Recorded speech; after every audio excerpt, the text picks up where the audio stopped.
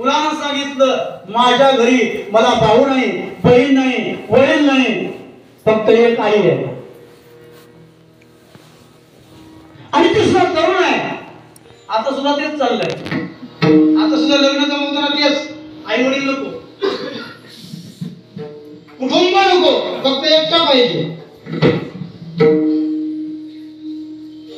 म्हणजे तुझी आई काय तरुण आहे, ती काही लवकर मरणार नाही आणि जोपर्यंत मरत नाही तोपर्यंत मी लग्न करणार नाही.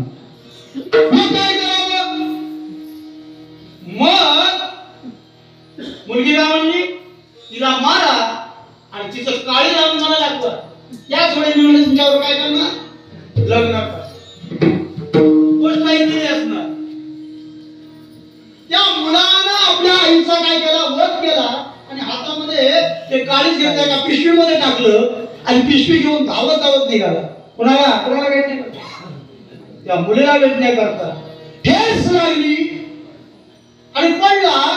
त्या हातातलं काळीज बाजूला पडलं आणि ते काळीज बोलतोय, सावकाश बाळ सावकाश, ऐशी कळवळ्याची जाती करेला भावे. अभंगाच्या दुसऱ्या चरणात सांगतात, कोटी भार वाहे त्यासी सर्वस्वही साहू.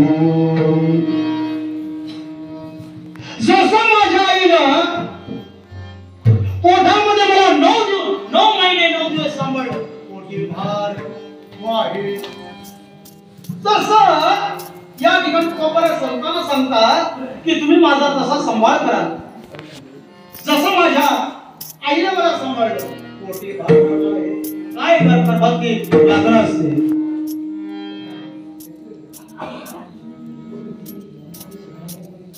त्या गर्भामध्ये असताना त्या आईला काय त्रास असतात? 9 मास कष्टलासी, 9 मास कष्टलासी,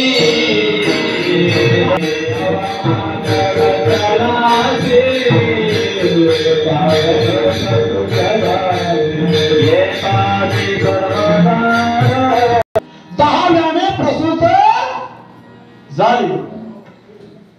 पुढे काय म्हणाल?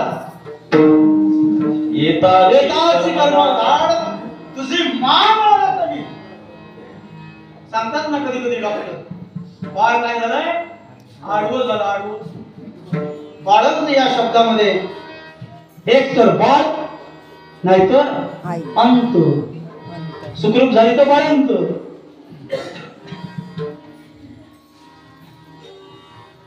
नऊ महिने 9 दिवस भरलेले आहेत आणि प्रसूतीचा काळ आल्यानंतर आपण डॉक्टरकडे घेऊन जातो.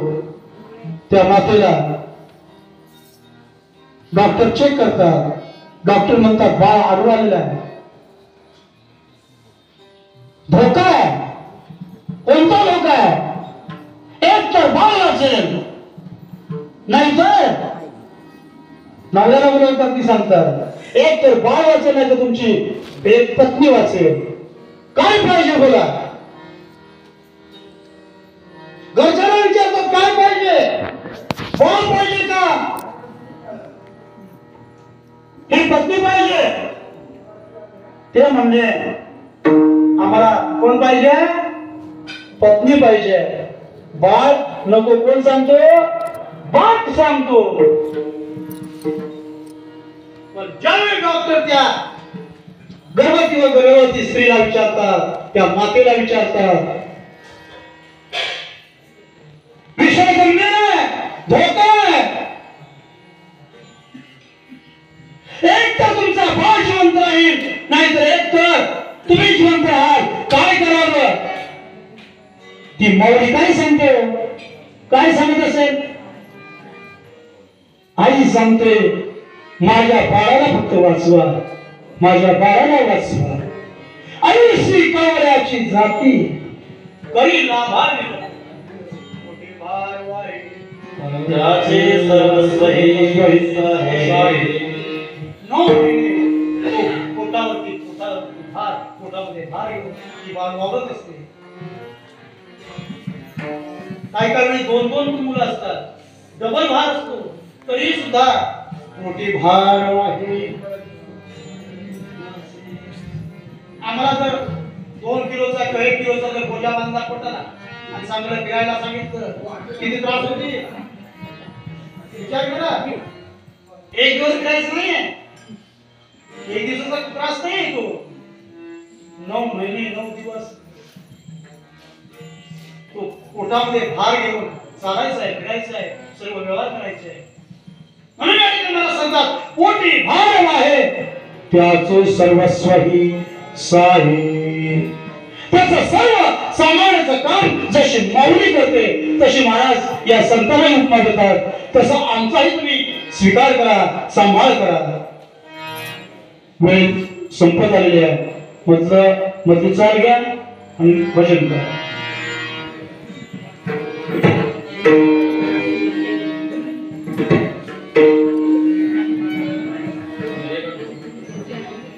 लेकुराचे हित लेकुराचे हित लेकुराचे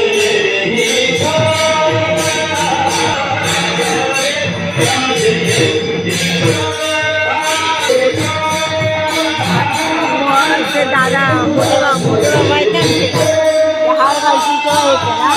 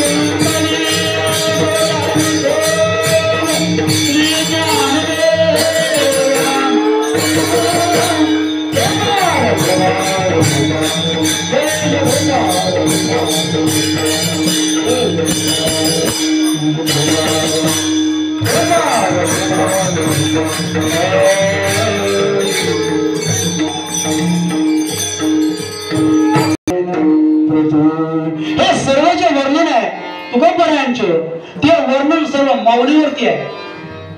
माऊली ही जगाची माऊली आहे आणि म्हणून माऊलीला सांगतात तुका म्हणे माझे तुम्हा संतावरी ओझे. आज त्याच पद्धतीने माऊली सुद्धा आपलं संरक्षण आपल्या सर्वांचं संरक्षण करत आहे. 728 वर्ष झाली समाधीस्थ होऊन 728 वर्ष झाली तरी सुद्धा माऊली आज काय आहे संजीवन आहे. 1972 मध्ये असा प्रसंग आला होता माऊलीच्या विषयामध्ये की अंधश्रद्धा निर्मूलन समिती, या अंधश्रद्धा निर्मूलन समितीनं माऊलीची समाधी उघडण्याचं ठरवलं होतं. परंतु त्या ठिकाणी त्यावेळी असणारे मामासाहेब दांडेकर म्हणा किंवा इतरची मंडळी होती, मोठमोठी मंडळी, त्यांनी त्याला हात लावू दिला नाही. विज्ञानाने शोध लावला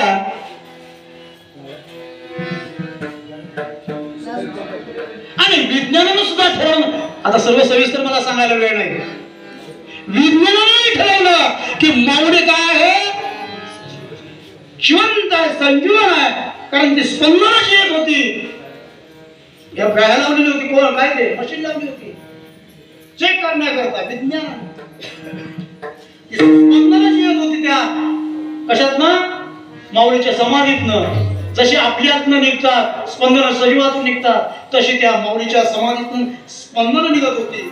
कधीच्या काय 1972 सालामधली गोष्ट आहे. त्यावेळी सर्व जगाला समजलं की ही संजीवन आहे. अहो त्याच्यापूर्वी हे समजलंच होतं.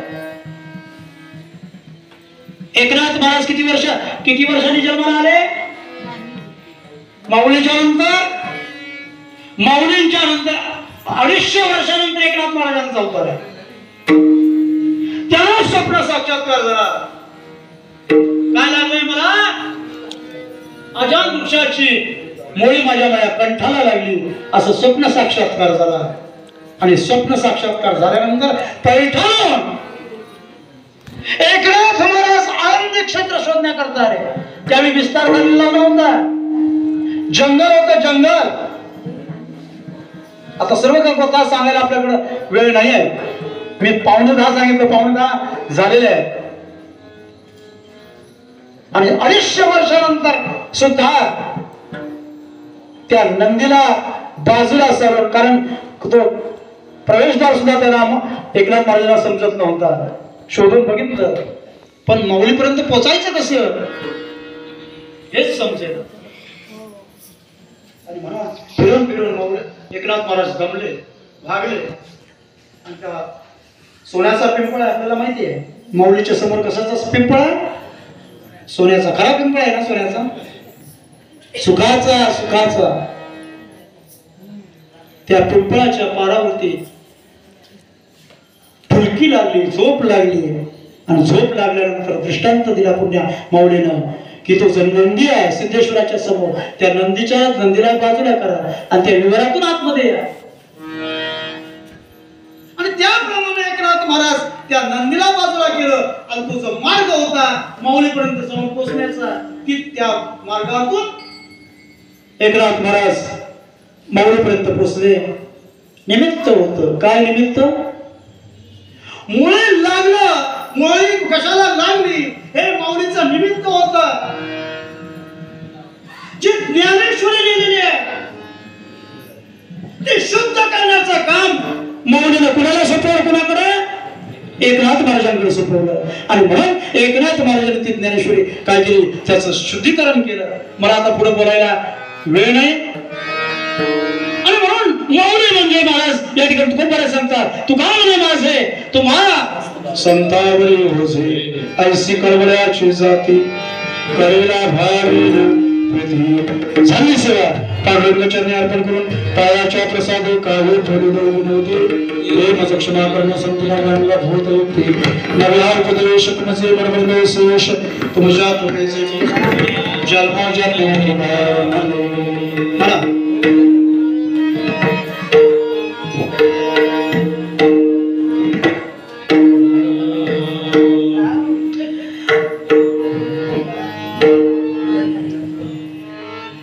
तुका